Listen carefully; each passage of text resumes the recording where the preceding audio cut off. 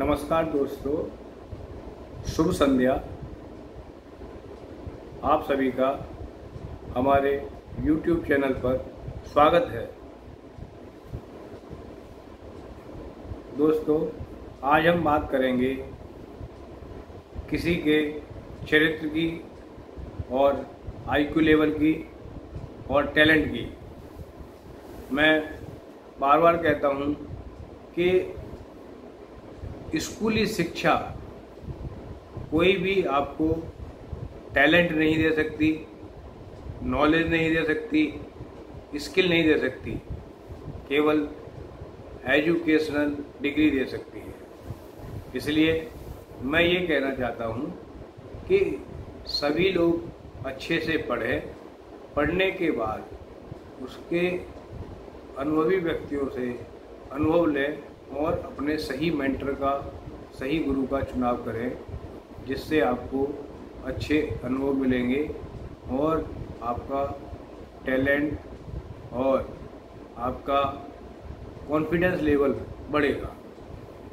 हम अकबर बीरबल के किस्से बहुत सुनते हैं। एक बार अकबर की बेगम ने अकबर से पूछा कि एक चीज़ बताइए, आप हमारे भाईजान को इतना प्रेफरेंस नहीं देते हैं जितना कि बीरबल को देते हैं। तो उन्होंने अपनी बेगम से बोला कि उसका बड़ा अच्छा सा उदाहरण है, अगर आप चाहें तो मैं आपको अभी समझा सकता हूँ और प्रैक्टिकल के साथ आप अच्छे से समझ पाएंगे। तो बेगम ने बोला कि हाँ ठीक है, आप बताइए। बाहर एक बुग्गी में कोई भी आलू ले जा रहा था और वो आवाज़ लगा रहा था, आलू ले लो।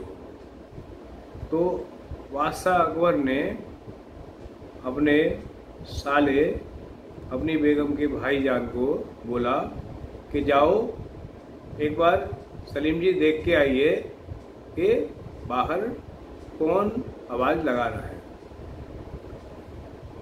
सलीम जी बाहर गए और उन्होंने वहाँ देखा कि एक आलू वाला आलू ले लो आवाज़ लगा रहा था। उन्होंने बोला आलू वाले को कि अरे भाई, यहाँ क्यों डिस्टर्बेंस कर रहा है, जाओ कहीं आके जाके बेचो और हमारे राजा साहब को डिस्टर्ब हो रहा है। तो जब वो वापस आए राजा साहब के पास, तो राजा साहब ने बोला कि सलीम जी कौन था, क्या बात थी? तो उन्होंने बोला कि एक आलू वाला था, फालतू का हल्ला मचा रहा था, मैंने उसको बोल दिया जाओ यहाँ से कहीं और जाओ, राजा साहब को डिस्टर्ब हो रहा है, तो वो चला गया। अब उन्होंने बोला कि बीरबल को बुलाओ। बीरबल आए, बीरबल को बोला बीरबल जी देखो अभी बाहर कौन आवाज़ लगा रहा था। बीरबल जी जाते हैं, बीरबल जी उसकी पूरी कंप्लीट इन्फॉर्मेशन लेके आते हैं। फिर राजा साहब उनसे आके पूछते हैं बीरबल से कि बीरबल क्या था, सारांश मुझे बताओ। तो बीरबल बोलते हैं कि सर, बाहर एक मुनीर नाम का व्यापारी है, वो किसानों के खेतों से आलू खरीद कर लाया है और उसका आलू का भाव 5 रुपये किलो में वहाँ से खरीदे और यहाँ कुछ अपना मार्जिन रखते हुए 7 रुपये किलो वो आलू बेच रहा है। और यहाँ बेचते हुए आगे एक बहुत बड़ी मंडी है, मंडी में वो थोक के भाव में अगर यहाँ पे नहीं बिकेंगे तो जाके बेचेगा। और उसका गांव अलाउद्दीनपुर है और वो वहाँ से आया है और आगे बेगमपुर में जाके वो अपनी इस आलू की पूरी गाड़ी को उसमें अच्छे दामों में जितने भी मिलेंगे वो बेचेगा। तो बादशाह अकबर ने बोला अपनी बेगम से कि बेगम, मैंने केवल बीरबल से जो पूछा था कि आप बाहर जाओ और जाके देखो, और यही सवाल मैंने सलीम को बोला था कि जाओ बाहर जाके देखो, लेकिन आपके भाई ने उसको एकदम से नकार दिया और उसको बिल्कुल फालतू समझा और उसको यहाँ से भगाने की कोशिश की। जबकि बीरबल ने उससे बहुत अच्छे से बात करी और सारी चीज़ें समझी पूरी इन्फॉर्मेशन उससे लेके आए और हमें बताई। यही फर्क है कि मैं बीरबल को ज़्यादा पसंद करता हूँ और आपके भाईजान को कम पसंद करता हूँ। इसी से हम आगे बढ़ते हैं कि हमारे हनुमान जी, जिनको भगवान शिव का अंश अवतार माना जाता है, उनका भी चरित्र इसी प्रकार का है। और बार बार कहने को उनको ये कहा जाता है कि वो भगवान तो हैं, लेकिन संकट मोचन कहा जाता है। राम जी के सारे काज उन्होंने ही पूरे किए, इसीलिए पूरी दुनिया उनको संकट मोचन के नाम से जानती है। यानी जब किसी के ऊपर कुछ विपत्ति होती है तो सब लोग हनुमान जी का नाम लेते हैं और उनको इसीलिए संकट मोचन कहा जाता है। जब किष्किंधा पर्वत से आगे जाने की बात आती है तो आगे समुद्र था, तो समुद्र को लांग के जाना था और उसके बाद में समुद्र को लांघने के बाद सीता जी की खोज करके आना था। तो राम जी ने उनको अपनी एक अंगूठी दी, जो कि सीता जी उनको अंगूठी को उनको अच्छे से पहचान सके कि ये हमारे राम जी के कोई दूत है या सेवक है। तो हनुमान जी वहाँ से उनको केवल बोला गया था कि आपको सीता जी की खबर लेके आनी है, वो कहाँ है, किस हाल में है। तो उनको राम जी को केवल इस तरह ही बोला गया था, राम जी ने हनुमान जी को केवल इतना ही बोला गया था कि आपको सीता जी की खोज करके आनी है। लेकिन हनुमान जी ने बहुत सारी बाधाएं रास्ते में पार की और जब वो लंका पहुंच गए तो उन्होंने वहाँ की सेना का और वहाँ के योद्धाओं का पूरा आकलन किया कि वास्तव में उन लोगों में कितनी शक्ति है, हमें कितनी तैयारी करनी है और हमें आगे कैसे विजय प्राप्त करनी है। जिसमें सभी योद्धाओं जैसे अक्षय कुमार का वध किया उन्होंने, जिससे पता लगा कि वो कितनी शक्ति रखता था। इंद्रजीत से बहुत सारे वार्तालाप किए और इंद्रजीत ने ब्रह्मास्त्र छोड़ा था, तो ब्रह्मास्त्र का सम्मान करते हुए वो वहाँ राज्यसभा में भी पहुँचे। राज्यसभा में उन्होंने सारे योद्धाओं का आकलन किया और सभी की तरफ अच्छे से देख के उसका ये देखा कि इनके पास कितने योद्धा हैं और वास्तव में क्या क्या इनके पास शक्तियाँ हैं। उसके बाद अपनी शक्ति का भी परिचय दिया कि राम जी को आप बहुत छोटा ना समझें और राम जी तो पूरे त्रिलोकीनाथ हैं, मैं तो केवल उनका दास हूँ और मैं एक तुच्छ सेवक, उनके लिए बहुत कुछ अपनी आन मान शान से काम करता हूँ और कर्म निष्ठा से काम करता हूँ और मैं आपके पास एक दूत बनकर आया हूँ कि आप उनसे क्षमा याचना कर लीजिए और उनकी भार्या अर्धांगिनी को, सीता माता को आप वापस कर दीजिए। लेकिन रावण अभिमानी था, क्योंकि उसने कई वेद के ज्ञान ज्ञाता था, तो कभी कभी बहुत ज़्यादा ज्ञान भी अभिमान का कारण बन जाता है और अपार शक्ति भी अभिमान का कारण बन जाती है। हमें हमेशा ध्यान रखना है कि हमारे जीवन में बहुत सारी खुशियाँ आए या बाय द वे कोई शोक आए, हमें केवल 24 घंटे में उससे बाहर निकलना है।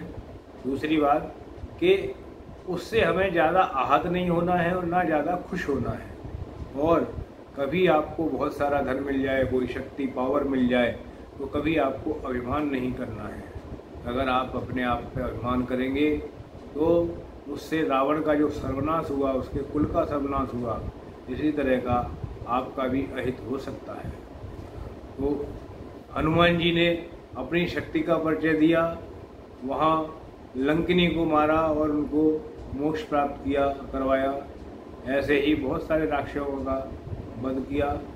बाद में अशोक वाटिका में सीता जी के पास गए और वहाँ से उनसे सीता माँ से आज्ञा लेके कंदमूल फल खाए और वहाँ के सारे योद्धाओं का अच्छे से पूरा आकलन किया कि इनकी कितनी शक्तियाँ हैं, कितने योद्धा हैं इनके पास, कितनी पावर है। उसके बाद अपनी शक्ति का भी एहसास कराया, पूरी लंका को आग से जला दिया और वहाँ ऐसी दहशत फैला दी कि रामचंद्र जी का एक छोटा सा दूत अगर इतना बड़ा काम कर सकता है तो राम जी तो पता नहीं एक तीर में ही पूरी लंका को भस्म कर देंगे। वहाँ जब सामने वाले शत्रु में या आपका कोई भी ऐद करने वाला हो, अगर उसमें आपके प्रति किसी भी तरह से दहशत अगर फैल जाती है तो वो किसी भी हाल में कामयाब नहीं हो सकता, क्योंकि आधा उसका बल तभी क्षीण हो जाता है क्योंकि उसके अंदर डर बैठ जाता है।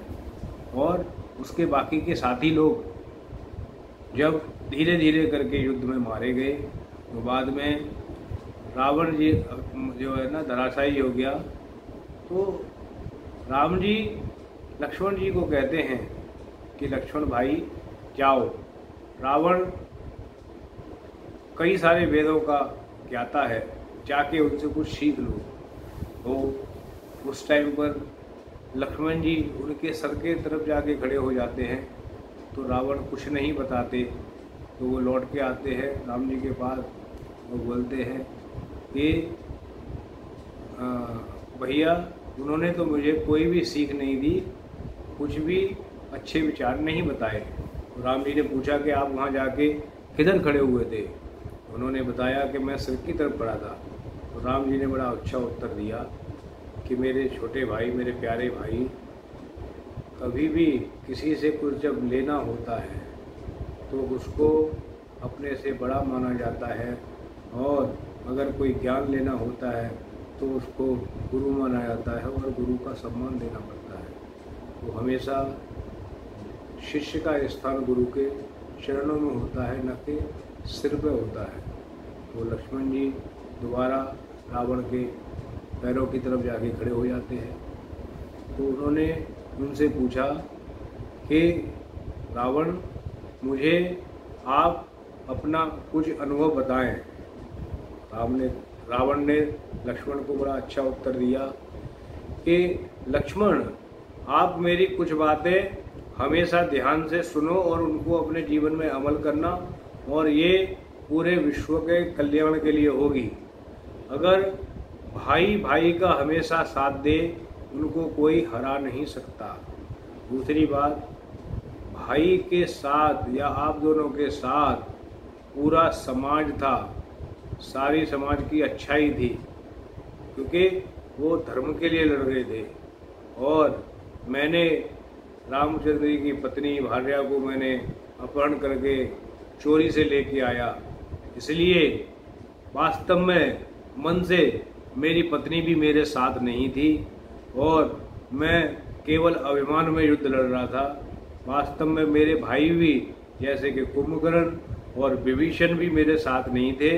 विभीषण ने तो पहले ही पार्टी बदल ली थी और वो आपके पास चले गए।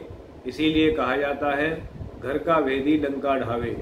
अगर वो नहीं बताते कि मेरी नाभि में अमृत है तो शायद आपको बहुत कठिनाइयाँ युद्ध में होती।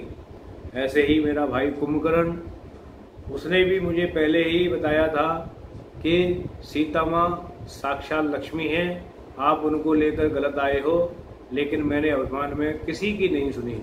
आज उसकी वजह से मेरा पूरा कुल समाप्त हो गया।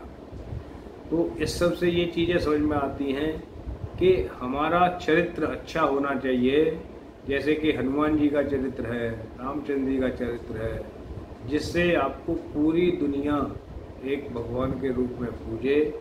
और हमेशा राम जी का वर्णन पूरे संसार में अभी भी रहेगा। वो हमारे भगवान हैं, सर्वप्रिय हैं, सर्वश्रेष्ठ हैं। और हनुमान जी हमेशा उनके भक्त बनकर रहे हैं, उनके दास बनकर रहे हैं। कभी भी हनुमान जी में कोई अभिमान नहीं देखा गया।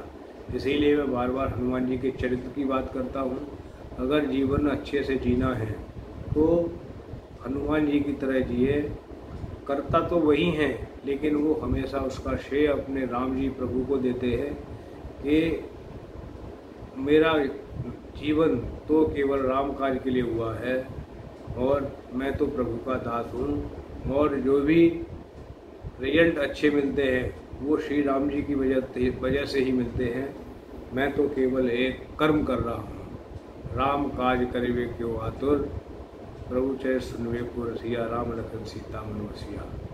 तो यही कहा जाता है। एक बार जब लंका जीतकर इधर अयोध्या आए तो विभीषण ने एक बार एक हास्य में कह दिया कि हनुमान जी, आप बता सकते हैं क्या आपके वास्तव में अंदर आपके हृदय में भी भगवान का वास है क्या? तो भगवान जी हनुमान जी अपना सीना फाड़ के दिखा देते हैं, तो उसमें वास्तव में राम जी का और सीता जी का चित्र दिखाई देता है।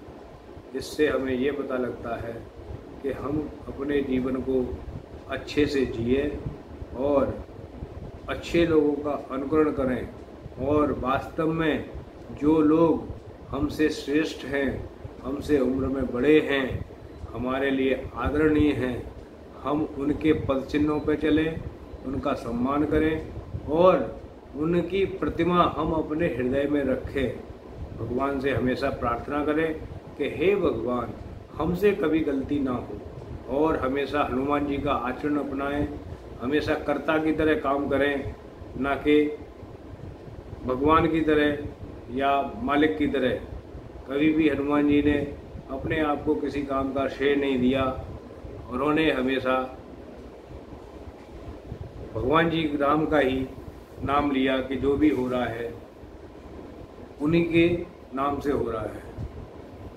तो हमेशा अपने आप को एक कर्ता माने, भगवान कभी ना माने या घमंड कभी नहीं आना चाहिए। दूसरी बात, हनुमान जी के आचरण से हमें ये सीखने के लिए मिलता है कि हम अपने विवेक बुद्धि ऐसा लगाएं जिससे हम किसी भी कार्य अनुभव में पूरी तरह से जानकारी रखें। केवल हल्की फुल्की जानकारी रखने से कोई भी चीज़ का समाधान नहीं निकलता या कोई भी बिजनेस आगे नहीं बढ़ता है। हमें हर एक चीज़ में अगर हम कोई काम कर रहे हैं तो उसकी हमें मास्टरी करनी पड़ेगी। हमें उस क्षेत्र में अच्छा एक्सपीरियंस पहले काम करने से होना चाहिए, या हमें कोई जॉब चाहिए, कंपनी में कोई नौकरी चाहिए, तो उस चीज़ में हमें अपने काम का माहिर होना पड़ेगा।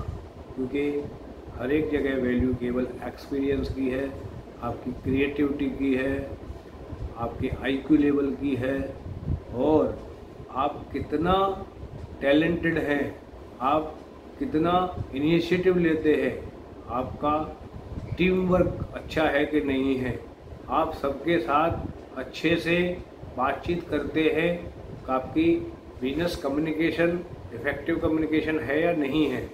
ये सब चीज़ें नौकरी करने के लिए या अपने स्टार्टअप के लिए या अपना कोई भी बिजनेस चलाने के लिए बहुत ज़रूरी है।